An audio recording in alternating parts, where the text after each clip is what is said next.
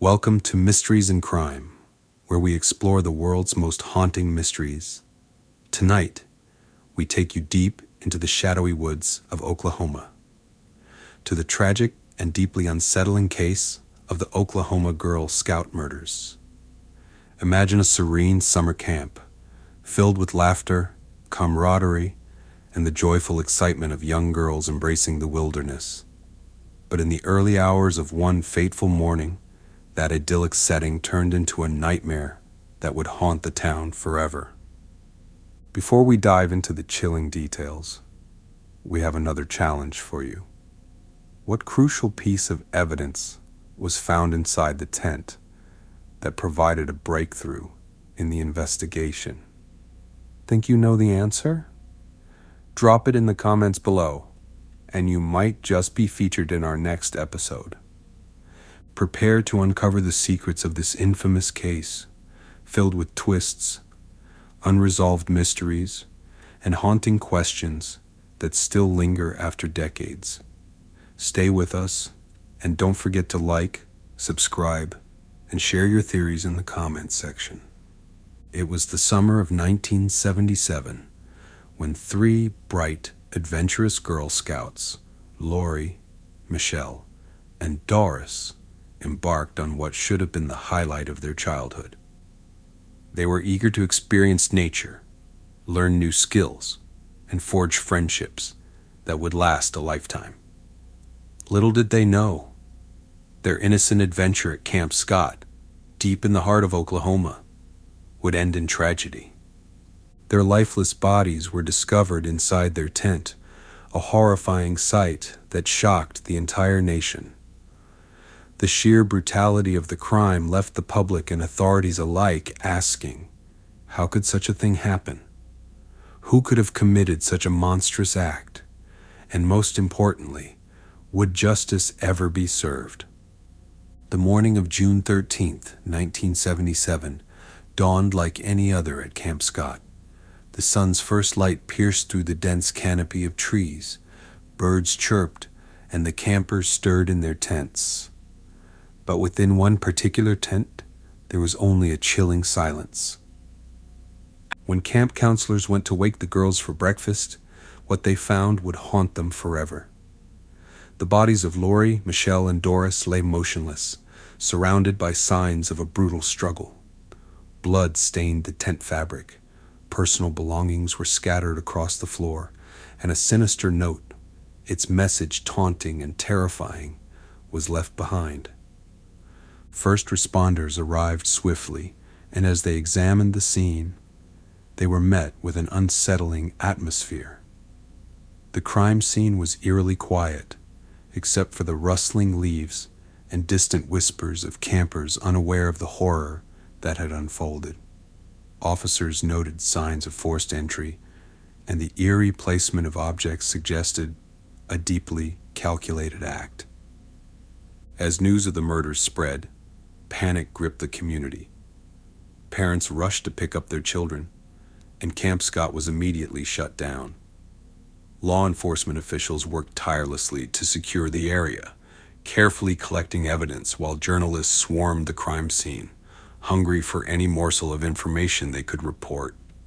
Rumors and speculation filled the air. Was it an outsider lurking in the woods? Or could the killer be someone within the camp itself? Fear turned to paranoia, and every suspicious face became a suspect in the eyes of the townspeople. Lori, Michelle, and Doris were more than just victims. They were daughters, friends, and dreamers. Lori loved music and dreamed of becoming a singer one day. Michelle was an aspiring athlete, always pushing herself to new limits. Doris, the youngest of the trio, had a creative spark and a passion for storytelling. Their families recall how they excitedly packed their bags, full of enthusiasm for the camping trip. They laughed, shared stories, and promised to write letters home. The joy in their eyes was unmistakable, making the tragedy all the more heart-wrenching. The last few days of their lives were filled with typical camp activities: swimming, storytelling by the fire, and bonding with their fellow campers. But in hindsight, there were ominous signs, unsettling noises at night, fleeting glimpses of movement in the woods, and a growing sense of unease among the campers. Nestled in the thick Oklahoma woodlands, Camp Scott had long been considered a safe retreat for young girls. The camp had a storied history of fostering independence, teaching survival skills, and offering a picturesque escape from the bustle of everyday life. But beneath its serene exterior, the camp held secrets. Counselors would later recount unsettling incidents leading up to the murders, strange footprints discovered in the dirt, food mysteriously disappearing from storage, and an unnerving sense that they were being watched. The crime shattered the community's perception of safety and innocence, leaving an indelible mark on the hearts of those who had once considered Camp Scott a second home. The days leading up to the tragedy seemed ordinary, filled with activities, laughter, and the camaraderie of new friendships. However, beneath the surface, unsettling incidents had begun to unfold. Strange noises were reported at night. Eerie footprints were found near the tents, and an unsettling note was left in a counselor's cabin, an ominous warning that no one took seriously at the time. On the night of June 12th, Lori, Michelle, and Doris settled into their tent after a long day of hiking and campfire stories. As the camp drifted into slumber, the tranquility was shattered by distant cries, which some campers later reported hearing, but dismissed as nighttime jitters. By the morning of June 13th, the horror was unveiled. Police were called at dawn, and the crime scene was quickly surrounded by investigators, struggling to make sense of the horrifying events that had unfolded in the darkness. The Oklahoma State Bureau of Investigation took charge, combing through every inch of the campgrounds. The search led them to a series of troubling discoveries: a red flashlight with a fingerprint, duct tape, and a length of rope believed to have been used in the crime. Gene Leroy Hart, an escaped convict with a history of violent crimes, soon emerged as the prime suspect. Hart had evaded authorities for years, hiding deep within the dense forests of Oklahoma. However, despite their focus on him, investigators faced numerous challenges: false leads, pressure from the media, and a community gripped by fear and desperation. Among the evidence collected at the scene were crucial items that pointed toward a possible suspect. The red flashlight, eerily left behind, bore fingerprints that were later analyzed. A roll of duct tape, found discarded in the underbrush, suggested a premeditated crime. Forensic experts carefully analyzed hair and fiber samples, but the technology of the time limited the scope of their findings. Complicating matters further, key pieces of evidence were mishandled or compromised, leaving investigators frustrated and without clear answers. Campers and staff alike came forward with their accounts of that night.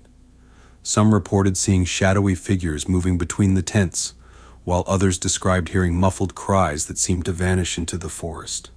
However, conflicting reports and inconsistencies made it difficult for law enforcement to establish a clear timeline.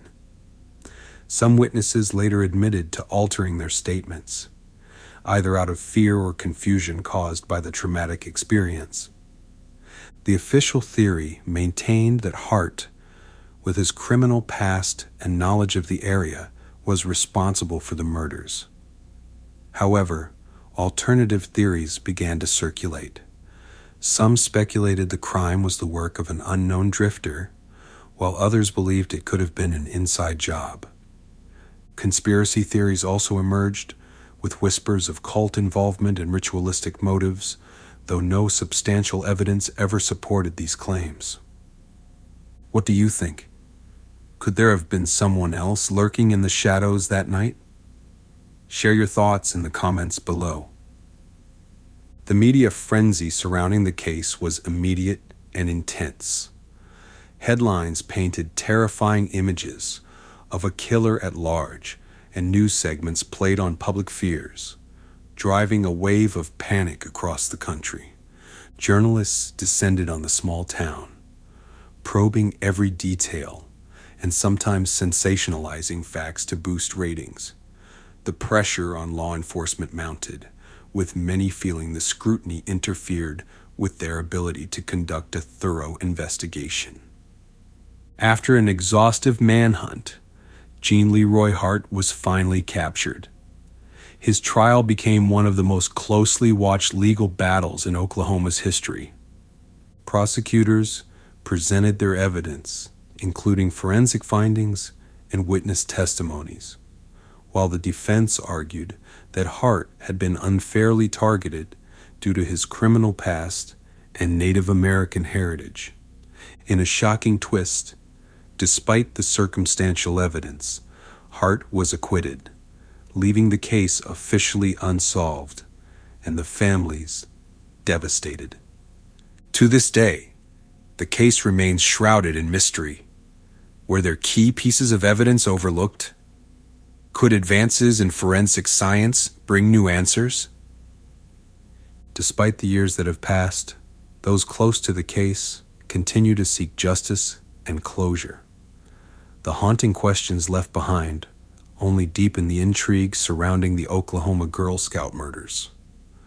Profilers studying the case attempted to understand the mind of the perpetrator, the calculated nature of the crime, the eerie note left behind, and the chosen victims all pointed to someone with a deep, disturbing knowledge of their surroundings.